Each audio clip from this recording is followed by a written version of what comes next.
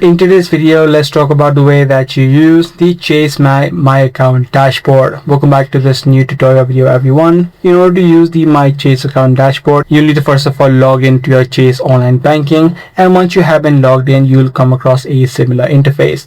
Now straight away you'll be taken to the account section, which is on the bottom left, and in the screen you'll be able to check or take a look at all of the bank accounts that are linked. You can click on these specific account tiles that lets you view your recent transactions, your account number, as well as your routing numbers. So all of the accounts that you have linked will be displayed on the screen.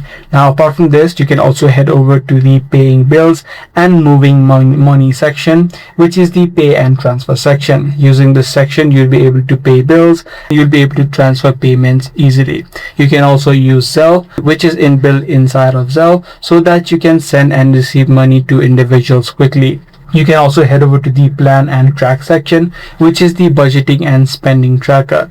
You can add in your budget as well as track all of your spendings that you pay within Chase. See, these are some of the tools or the popular tools that you can use within the Chase dashboard. Do give this video a thumbs up if you found it helpful. That's pretty much it for today. I'm going to see you in the next video.